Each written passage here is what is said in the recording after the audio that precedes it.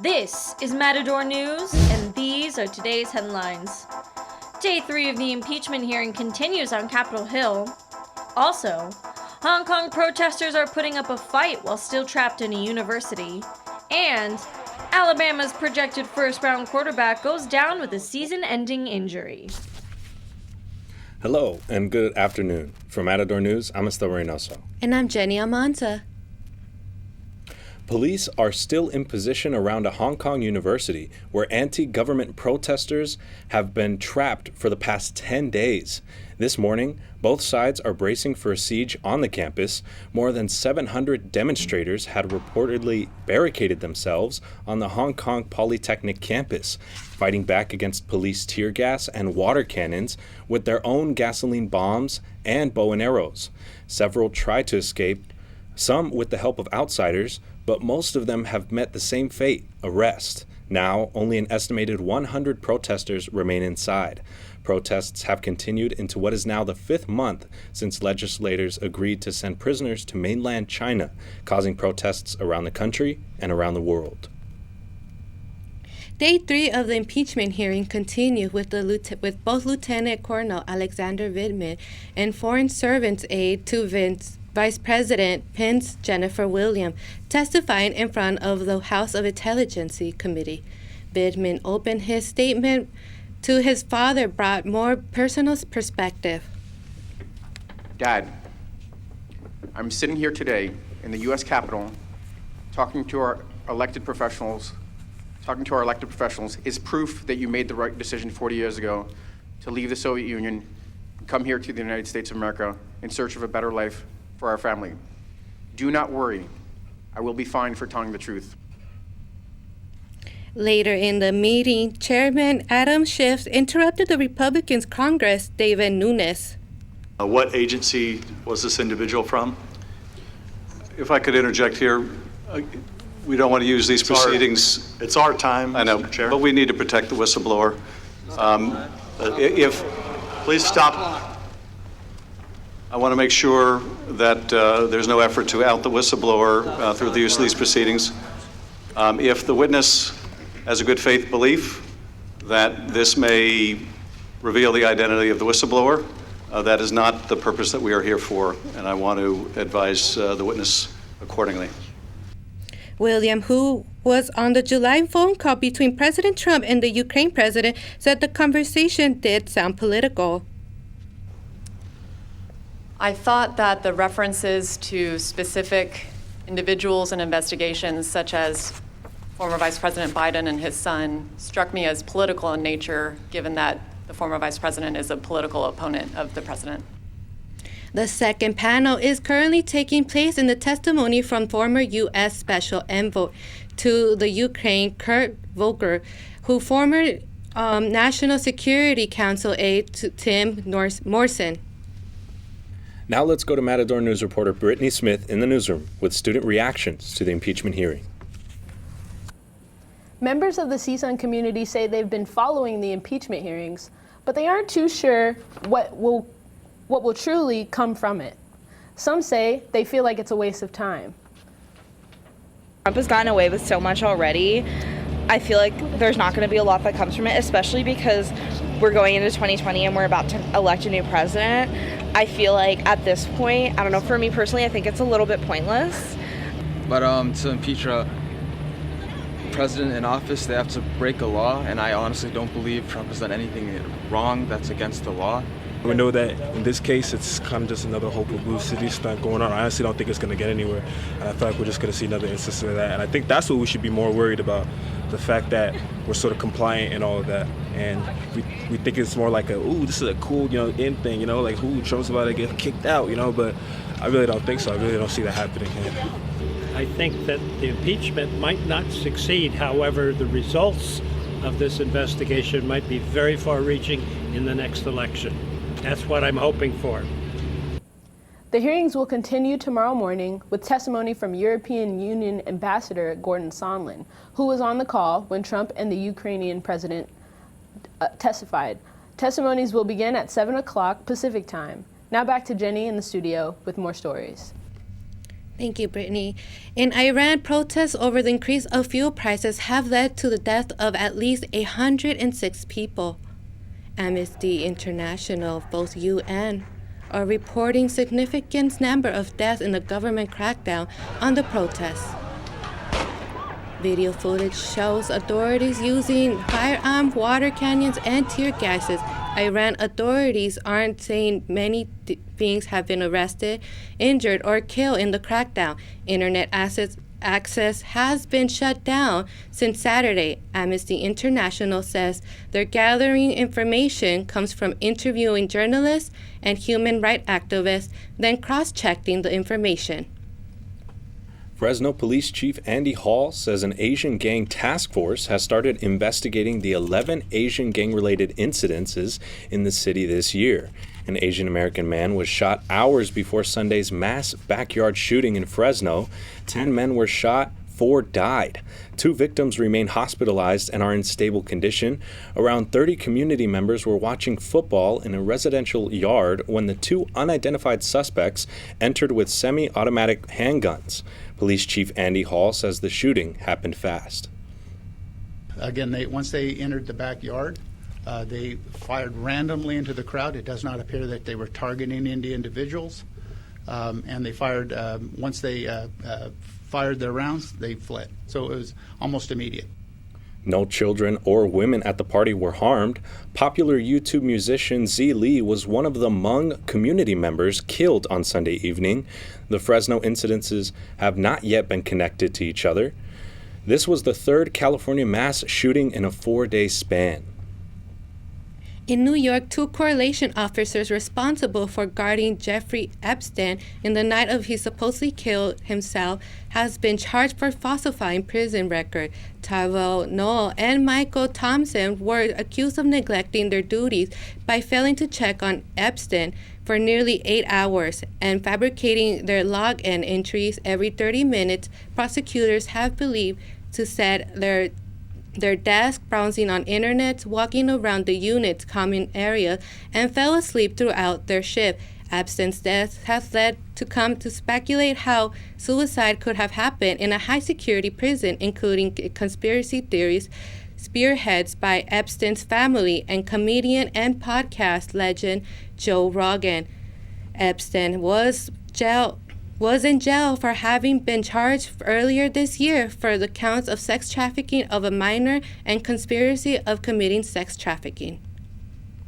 American and Australian hostages held by the Taliban since 2016 have been freed, and 3 key members of the extremist organization were returned yesterday in exchange.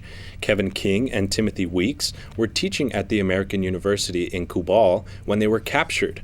Proof of release was required before the professors were handed over to U.S. forces in Zabul. They got medical care and returned home to the delight of family and friends. The exchange was intended to restart talks to end the war in Afghanistan that would bring all the U.S. troops home. Rape allegations against Wikileaks founder Julian Assange have been dropped for Swedish authorities. Officials there are responding to the case against Assange back in May, following of his removal from Ecuador embassy in London, where he lived in 7 years to escape extradition to Sweden. Assange says that the victory cannot be denied.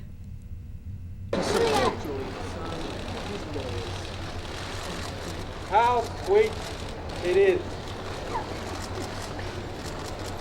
This is a victory that cannot be denied.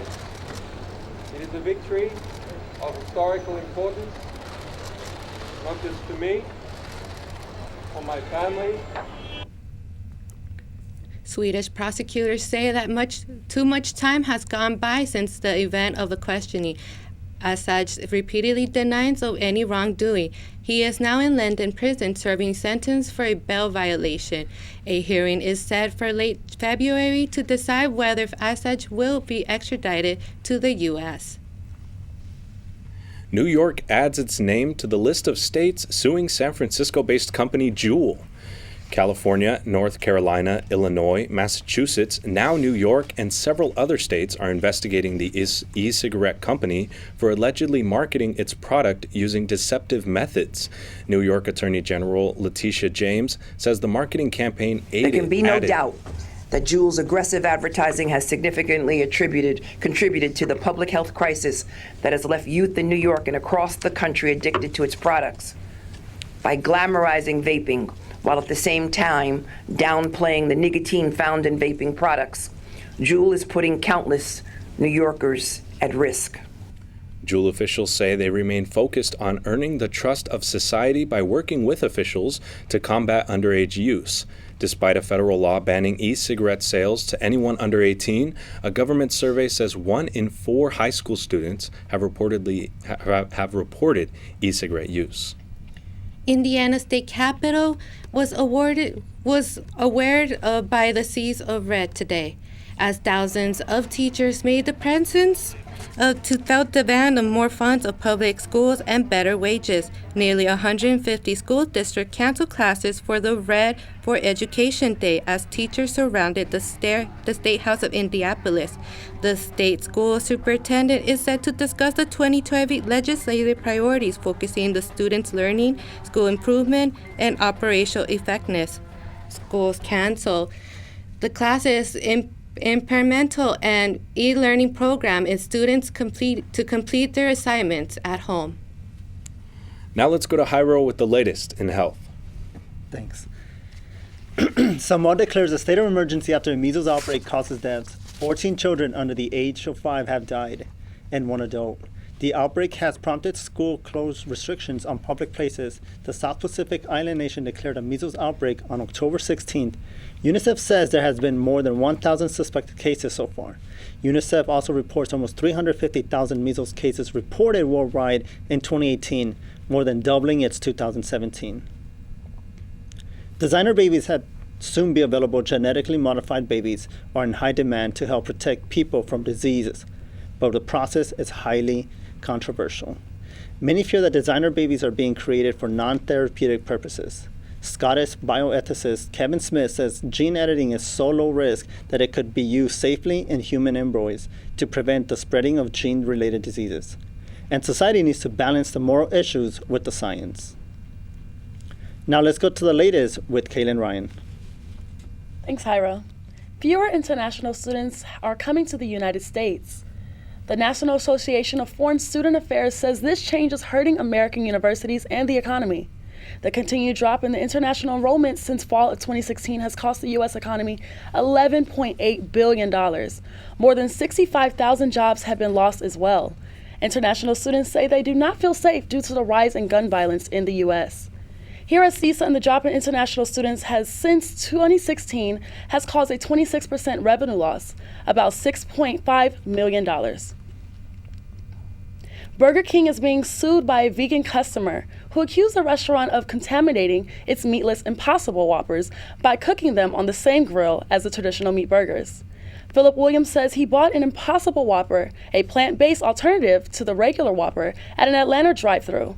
He says had he known that it was being prepared the way it was, he would not have paid the premium price. Burger King says the product is for meat eaters who wish to continue to eat and consume less protein than vegan and vegetarians.